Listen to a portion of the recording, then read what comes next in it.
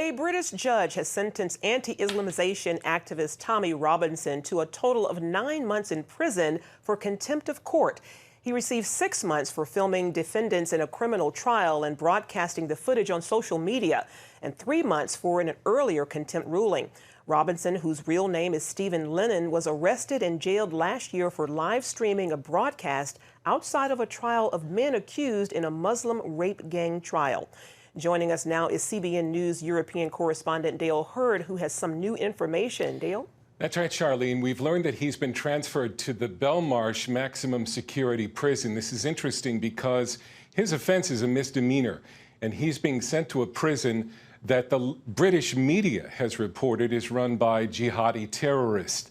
And this is causing an explosion of speculation on the internet that the British government really does want him dead. We'll just have to see.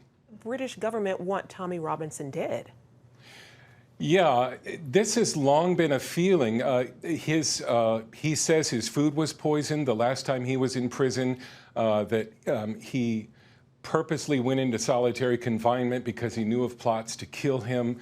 And so this is a belief that he told me in an interview that I know I will be killed someday, and they are afraid it's going to happen in prison, the British prisons being controlled by the jihadis.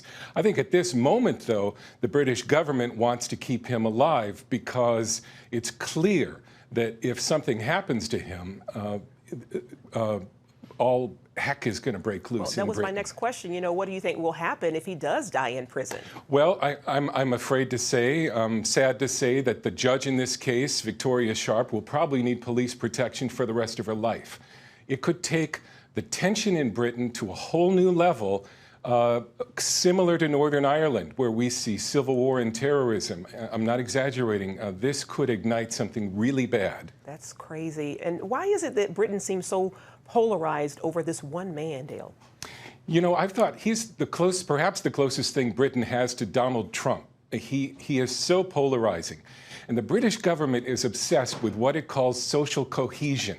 That it has laws that if you say something, even if it's true, and you're upsetting another group, you can be charged with social cohesion, violating it, or upsetting the social order. I call it a social pipe bomb that the government's created. Rather than addressing the grievances from Islamization and this multicultural experiment that's gone very wrong, because Britain's full of Sharia councils now, Muslim Sharia councils, they passed these laws saying you can't talk about it. And this is only making the problem worse. Wow, certainly a prayerful situation. We'll be praying for him. Dale Hurd, thank you so much. Sure.